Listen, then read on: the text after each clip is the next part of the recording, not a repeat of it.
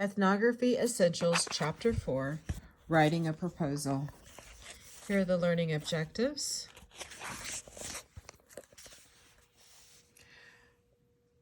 With developed research questions and the key research methods that you can employ to answer those questions, you are prepared to write a formal proposal. You may already have consulted with a supervisor or experienced ethnographer in previous stages, but in writing the formal proposal, you are preparing to present your ideas and your plans to a larger audience, depending on the nature of your project. This audience may include an instructor and classmates, supervisor, funding agencies, institutional review boards, or the larger public. The point of the proposal is to present a clear explanation of your ideas and rationale, as well as your research plans. It offers the opportunity to receive critical feedback that should make your project stronger in the long run. Proposal writing is a skill that will serve the ethnographer well in a variety of circumstances. Careers in business, the nonprofit service sector, or academics all frequently require the ability to produce a well-reasoned and convincing proposal.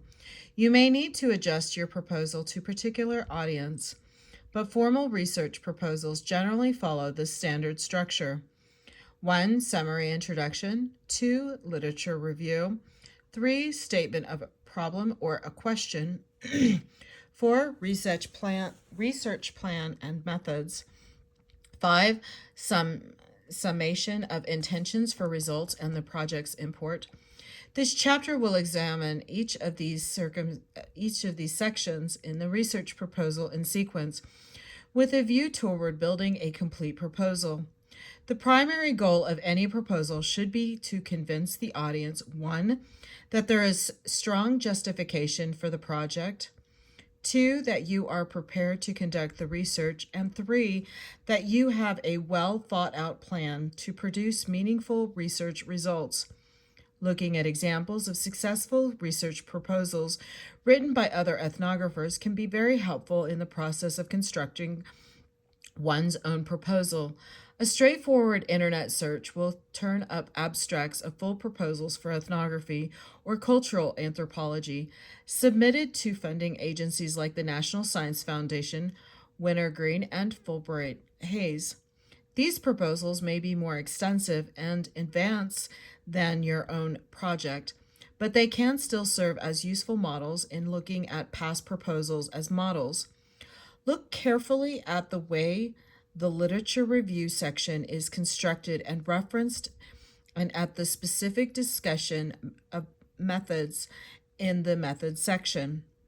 Even if the topic and the research plan in the proposal are completely different, a close reading will provide a good sense of the way a research proposal fits together and the way you can use your proposal to lay out a detailed plan and make it a case for the importance of your project. Identifying and reviewing appropriate literature. You will usually enter a project with some idea about literature related to your topic, especially if your interests or questions emerged from another researcher's previous work.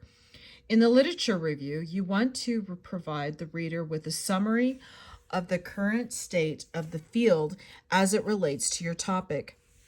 You should provide an introduction to past research, unanswered questions, and significant debates. The literature review serves both to situate the proposed research in a larger context and to provide rationale for the significant contribution that will help to answer unresolved questions and contribute to important debates. Obviously, the first step in writing a literature review is to make sure you are conversant with the relevant body of literature. You become conversant with relevant literature by making a concerted effort first to identify and then to familiarize yourself with the available academic literature. You should spend time using research databases and library catalogs and make sure you are using multiple search terms in different combinations to ensure good coverage with your searches. By using the summary, description, or abstract of an article or book, you can often determine its relevance to your project as you review sources and identify relevant items. You should keep a summary list of the sources and their relevant points, information, questions, and theories. You can then use this list in constructing your literature review. In the course of literature searches, you will usually want to concentrate on social science sources because ethnography is rooted in a social science perspective. You will generally find the most relevant literature in social science sources. You may have to sort through a lot of interesting but tangentiality related sources in this winnowing to sort through a lot of interesting but I'm so sorry, I didn't mean to do that winnowing process. For instance, for a project researching the culture of workout gyms, a standard keyword search with the entry, quote, workout, and gym, unquote, may return a large number of articles from the disciplines of psychology or physiology and exercise science that reflect good research but do not relate to your interest in social manifestations of race and class in the gym environment.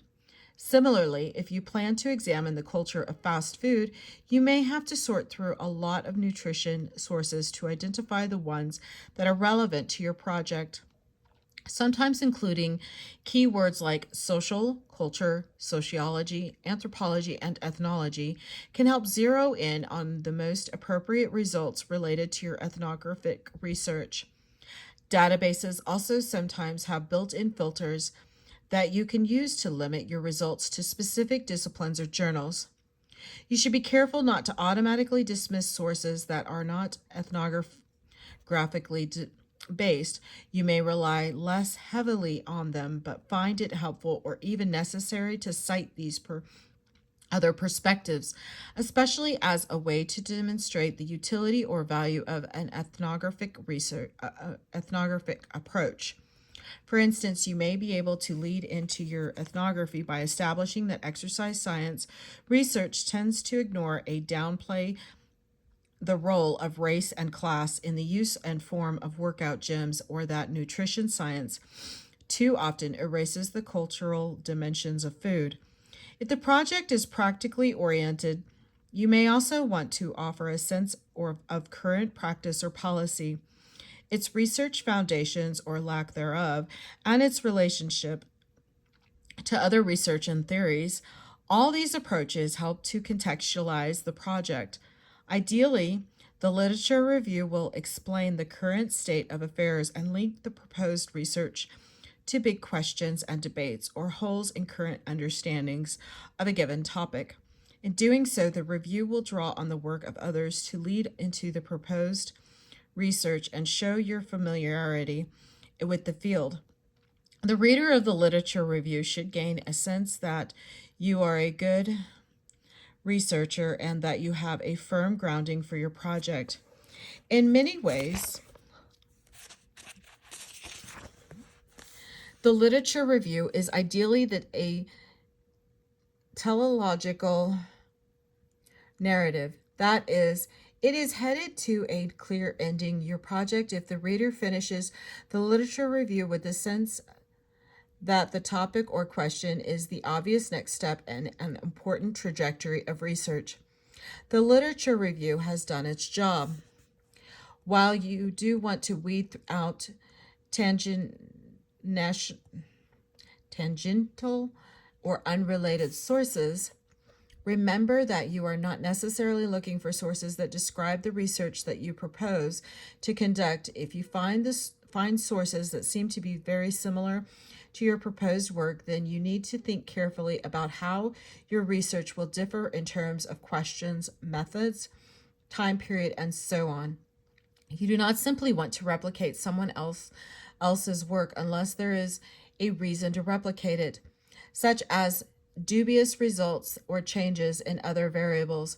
For example, you should not become discouraged in your literature search if it does not return any studies of flea markets in Idaho. If you plan to study flea markets in Idaho, you can make the argument that they have yet to be studied adequately and need to be studied. At the same time, you should not assume that a lack of sources about your specific topic means that there is a general dearth of relevant sources. Expanding or tweaking the search parameters will likely yield a plethora of sources. There may be sources examining flea markets elsewhere, but there will be also a lot of sources dealing with the economics of buying and trading and informal economies that will likely be relevant for the project. Using more general search terms like informal economy in this case may help you identify relevant sources with important information, questions, and theories. Cross-cultural examples can often be very fruitful. These examples can provide a comparative basis and help in building a case. For the more general importance of the project, for instance, a study of hair salons in Seattle may benefit from comparison with practices and spaces of hair in other parts of the world. If you have discovered a particular tendency or argued that these practices and spaces fulfill a particular function elsewhere, you may then be able to use your own research to test the general applicability of this argument in a particular cultural setting. Seattle in this case. Keep in mind that ethnography offers us examples and models from a wide range of settings and can be very illuminating as we build our projects. Theoretically oriented sources and review articles can also be very helpful sources as you build your literature review. These types of broad-scale perspectives will provide you with context for the big picture and the more abstract theoretical ideas that emerge in relationship to your topic.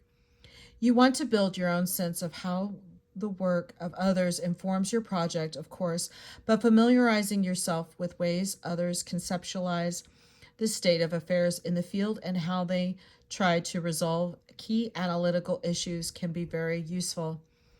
The quantity of sources will vary widely depending on the context of your project, but you should always aim to identify and review the most important sources that have helped shape the current field. Once you have identified the appropriate literature to review, you are in a position to write your literature review. Taking a look back at your list of sources and their key points, you need to consider whether the sources can be grouped in terms of similar claims or results, competing results or theories, or different fact or organizing sources. In this way can help you determine the key organizing or structuring principle for the literature review. The length of the literature review should be proportionate to the overall length of the proposal.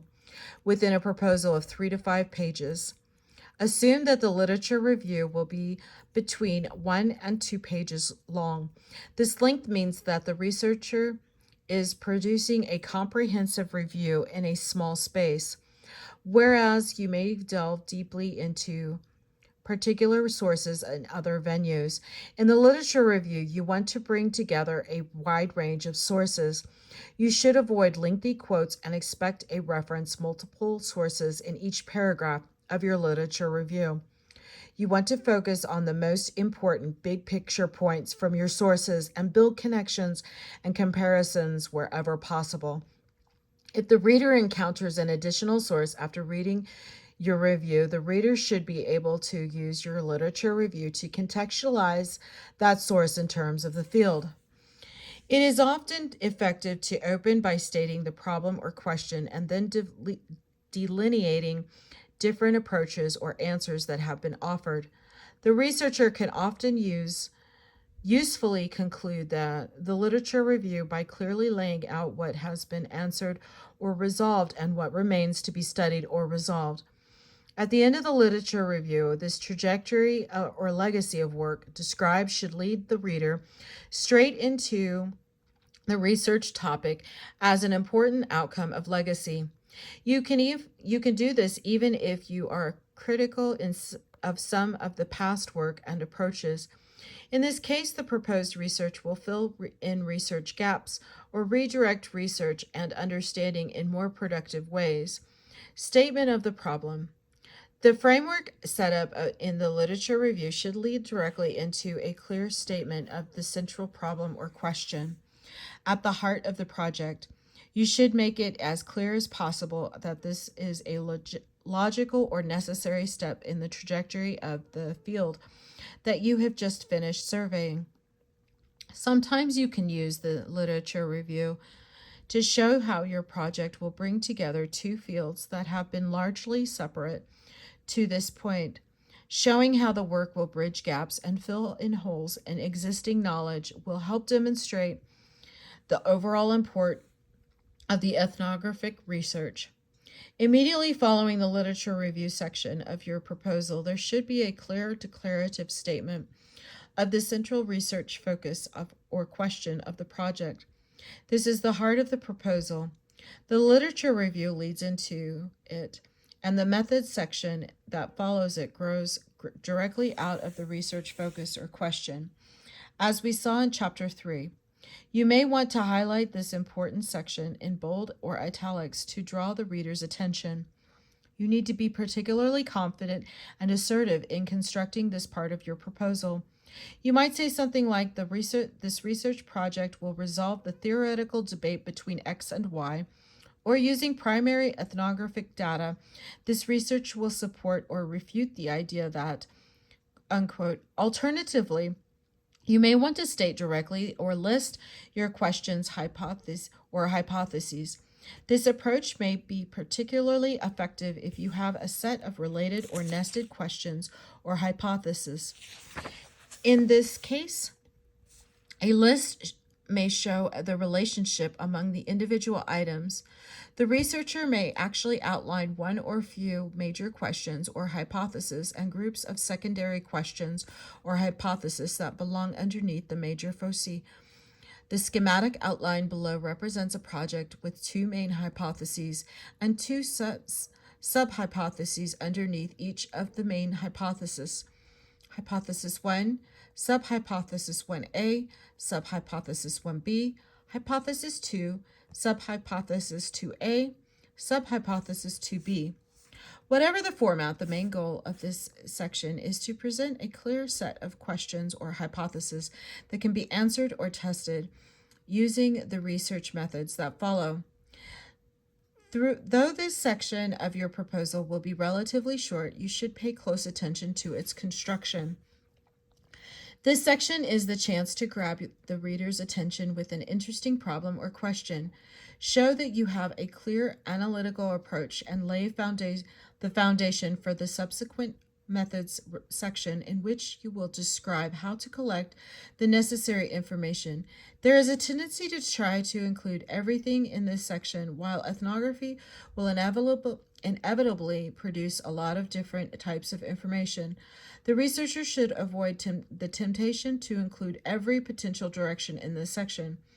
At this point, you should have decided on a relatively focused direction for the project, and you want to communicate that specificity and clarity in the proposal. Readers of the proposal will appreciate the clarity and analytical focus more than they will appreciate a chaotic list of possible directions or outcomes. The reader will also be able to offer constructive feedback much more easily if the proposal rests on a well-defined list of questions or hypotheses. You may have to revise your focus as the project develops, but you will always want to work to maintain specificity and clarity even as you adapt and the project evolves. Showing that you can develop and present a clear statement of the research problem at this stage will also demonstrate that you have the skills to adapt and refine your research problem should you need arise as you pursue the research. A clear research plan. At this point, the ethnographer has a working list of research questions and the types of information required to answer those questions. Essentially, this list functions as an outline of the things that you do not know and want to learn, as well as the means to do so. The research plan is a clear strategy to find answers to the questions that you that do not yet have clear or firm answers. The research plan or method sections lays out your blueprint for achieving the central goals you have identified. Constructing a research Constructing the research plan starts with a clear connection among the questions, the types of information, and the methods that the researcher will employ to collect the information, because you will almost certainly be using a combination of methods in your research strategy. Establish this from the beginning in the opening paragraph of this section. You should identify the length of your project, weeks, months, or a year or more, its location, and the primary methods that you plan to employ. In subsequent paragraphs, you can address the specifics of each method that you propose. Therefore, you will have one or more paragraphs in each of the following: participant observation, interviews, mapping, and charts, and any additional methods you intend to use. In the paragraph or paragraphs on participant observation, you should be as specific as possible about your research plans involving participant observation. You need to answer the questions of when, where, and how in as detailed a manner as you can. As to when, you should be clear about how often, daily, weekly, you plan to conduct participant observation and what the occasion or event will be: Friday services, Wednesday dinners, or impromptu gatherings, for instance. Answering the where question should be pretty straightforward. You will want to offer as much detail as you can at the outset. If you will be carrying out research in multiple fields, you should make sure this is clear. Comparative data from multiple sites can be very helpful, but you still want to make sure that you are collecting enough information from each site, which connects back to the issue of frequency. Finally, you should address the question of how in relationship to each proposed from of participant observation. If you are planning to apprentice yourself or become a particularly active participant, for example, as an actor or a team member, you should include this information in this section. If access is a potential issue for a particular site or activity, you should list the steps you have taken or will take to gain access. At the end of this subsection, you can tie the specifics together by discussing the important contributions of participant observation to your research endeavor as part of the research plan.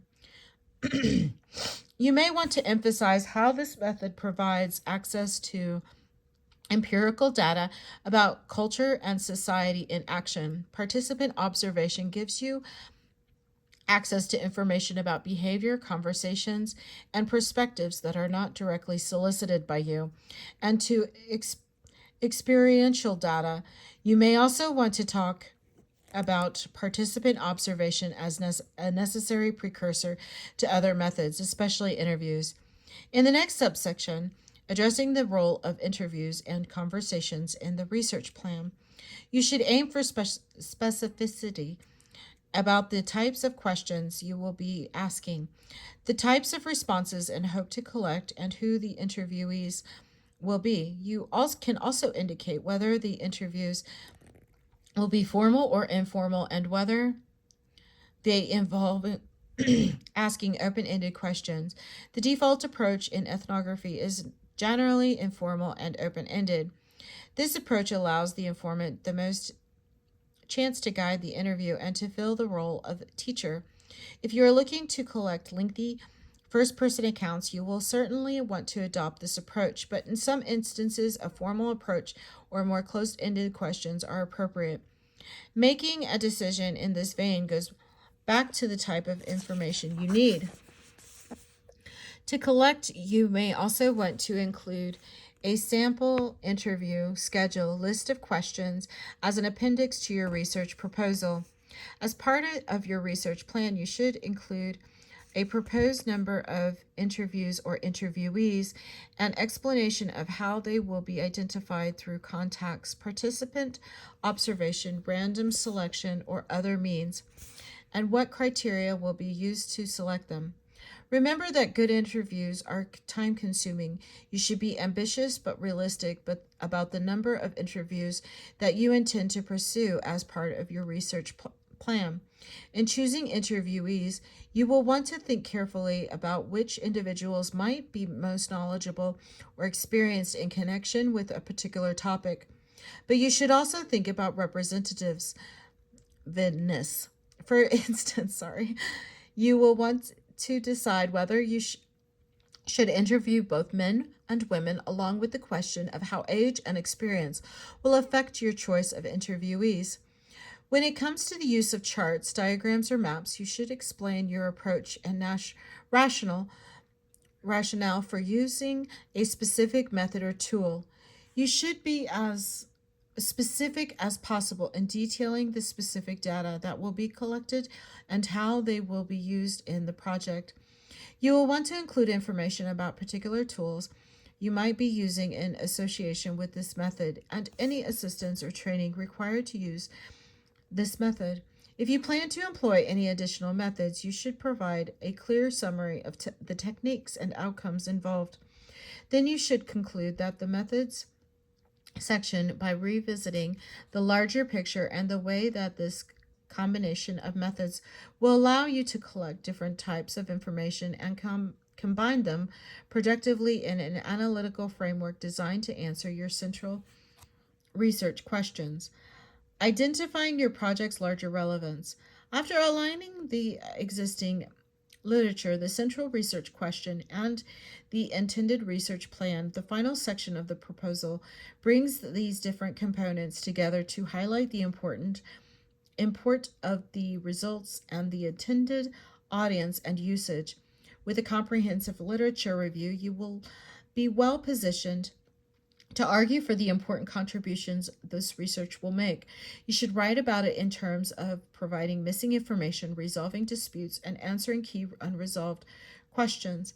If your project has a practical application, you should clearly explain how the research can be used to solve a problem and to implement solutions, whether that is a change in policy or a new program. This section of your proposal should also detail how the findings will be distributed and to whom. Chances are good that you have a particular audience in mind. You should make it clear that you will deliver your important results to the appropriate audience. Excuse me. Sorry. This step will ensure that the full benefits of the work can be realized. Today, it is generally expected that you will share the results of your ethnographic work with your information. This sharing is a step to ensure that you are not simply extracting information from them and in an exploitative relationship, and it can offer opportunities for very informative feedback. As an ethnographer, you may find that certain important elements are missing or underemphasized in your work, or you may uncover significant differences in opinion about what happened, what was said, or how to interpret these things. While it can be difficult to make sense of these differences, these sorts of exchanges can be fruitful extensions of the research relationship between ethnographer and informant that build on the particular dynamic of the student-teacher relationship. See Shepard Hughes 2001 for cautionary tale of what can happen when informants and other parties engage ethnographic representations. You may want to include your plan to share the results with your informants as part of the research proposal, especially since it represents a commitment to collaboration and dialogue. Human subjects and review and approval. Almost all institutions involved in research have an established system for reviewing research that involves the use of human subjects. Unfortunately, there are no instances in the history of research in which human participants in research, the people on whom we depend, I got lost, when we do research. We have been subject to unnecessary risks, misinformation, and Negative outcomes. Some of the most famous examples of research that failed to offer proper protection for human subjects come from the syphilis research at the Tuskegee Institute in Milgram's psychological experiments. Unfortunately, human failings like self interest, racism, and even greed can find their way into research settings without appropriate reviews and filters. Human subjects review committees or institutional review boards IRBs, BSs, have become a fixture at research institutions like colleges, universities, and hospitals. They have also become increasingly common in other circumstances as groups look to oversee the research conducted involving them or their interests. The committees like IRBS's principal task is to review research proposals to evaluate relative risks and benefits to participants as well as the measures that will be taken to obtain consent and to protect human subjects who choose to participate in the research. This evaluation includes consideration of processes for explaining the research process to the participants and means for acquiring participants' consent. Generally speaking, human subjects should be able to willingly choose whether or not to participate in the research and have a firm understanding of the goals of the research, as well as the benefits and the risks associated with participating. Because ethnography always involves human subjects, that is, informants, it is always a candidate for human subjects review. You should be prepared to present your proposal for review. If you are completing this project for part of a class or a larger project, there may be a procedure in place to review the assignment or project as a whole, and the review will fall under the larger umbrella. Otherwise, you will have to submit a proposal to the committee or IRB for review. Depending on the protocol, you may want to include your general proposal and appendixes, such as sample interview schedules. The heart of this human subject's proposal is consideration of the risks and benefits to participants, an explanation of the means for disclosure and obtaining consent, and an explanation of any protections that will be in place to protect participants. In many cases, the risk to human subjects involved with participation in ethnographic research are relatively negligible. After all, the ethnography involves studying the culture and social phenomena that exist prior to the advent of research. The ethnographer is not seeking to control or manipulate subjects the way that an experimenter might. Still, the ethnographer's presence and actions necessarily produce some effect on those associated with research. These effects can be negative if they draw undue attention to something that should remain hidden or discreet, or if they prompt others to change their behaviors. In some cases, the risks to participants or informants can be more pronounced, especially if the ethnographer is researching social phenomena that are illegal, illicit, or socially unacceptable.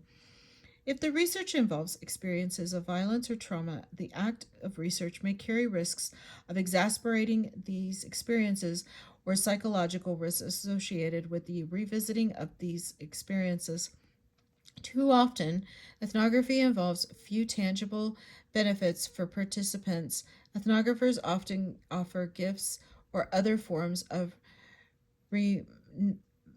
remuneration to compensate for their time and energy that informants devote to an ethnographic project, and some informants genuinely enjoy serving the role of teacher in the ethnographic endeavor. Others are probably rightfully skeptical about how their participation will benefit them directly or indirectly. This simple accumulation of knowledge is often only a very indirect benefit to informants. If a research project has a practical application that will benefit participants, you should make sure to explain that benefit in your proposal. Participants may benefit from effective programs and policies, improved working and living environments, or the ability to advocate in their own interests. In some cases, significant benefits can be cited as justification for research that involves some risks. But the researcher must be able to make a compelling argument that the benefits outweigh the risks. Some of the worst abuses of the research relationships have occurred in instances where the researcher deceived or misinformed research participants. In some instances, full disclosure of the research strategy will prejudice the actions or responses of participants. But in these cases, there has to be a reasoned plan for preparing the participant prior to participation and debriefing. The participant afterward. As a general rule, deception or misinformation is not a good practice in ethnographic research. There are noteworthy examples of ethnographers who have chosen not to fully disclose their research roles with human subjects' approval. See Nathan 2005, for example. But these choices have often also involved significant debate after the fact. Unless you have a very specific and defensible reason not to, you should not you should plan to fully disclose your research intentions to everyone involved. If you are unable to practice full disclosure with everyone, for example, participant observation in an arena of 60,000 people, you should still plan to disclose your position as a researcher. If someone asks about your work, you should be prepared to explain your research approach and your research goals. Sometimes disclosure can be a healthy entry into a sustained research relationship, especially if you can communicate your own genuine interest and the potential relevance of your work. Obtaining consent is perhaps the thorniest issue for ethnographers and participant observers whenever feasible. You should plan to explain your project and to obtain consent to observe, participate, and record the words, thoughts, and behavior of individuals in a very large group. You may not be able to obtain consent for practical reasons, but you should certainly obtain consent in small groups. And when working closely with particular informants should have a reasonable opportunity to approve or disapprove of research activities that involve them. If informants are not willing participants, you should respect their wishes. Obtaining consent is a bit more straightforward when it comes to interviews. You should include a simple disclosure and consent form or a statement with your human subject's proposal. This statement should explain the project briefly that participation in the interview is voluntary and can be ended at any time. It should also explain any protections that will be used, especially to maintain confidentiality or anonymity. Obtaining consent with a statement like this will allow you to record and utilize the words of your informants with some degree of confidence that you have done so in an ethically responsible way. See Junior 1999 for compelling discussion of these issues. Protections of human subjects can take many forms depending on the circumstances. In most cases, the protections in ethnographic research have to do with protecting anonymity or confidentiality. You should make sure that your research and its products cannot be used against the participants in any foreseeable way. Common steps include using pseudonyms or codes to protect the identity of informants in field notes. You may also want to indicate that you will keep notes in a locked drawer or a password-protected file as a further protection to ensure that the notes are not used by anyone else without permission. In special cases, you may have to devise more elaborate methods to avoid prompting disputes or confrontations and to protect informants from legal or violent reprisals. Nordstrom and Robert, 1995. In extreme cases, ethnographers have chosen not to keep field notes to avoid producing a written record that can be used against informants. Generally speaking, protections to ensure confidentiality are sufficient in most cases. Keep in mind, though, that conversations and research interactions can involve a degree of trust and confidence, and that should be respected whenever possible. Summary: the research proposal lays out a clear rational plan for research that connects the specific project to the larger context of research theory, and practical problem solving. The literature review provides a comprehensive review of the current state of research and thinking related to the topic, and shows why the proposed research is relevant and important. The statement of the problem establishes questions or hypotheses that the researcher can directly address with the methods you outline in the following section. The methods section should explain specifically how you plan to employ key research methods to collect relevant data. When constructing a research proposal, you should be prepared for the human subjects review process and make sure you have a plan for pursuing research methods in a manner that respects and protects the interest and wishes of your informant. This is the end of writing a proposal, chapter 4. Thank you.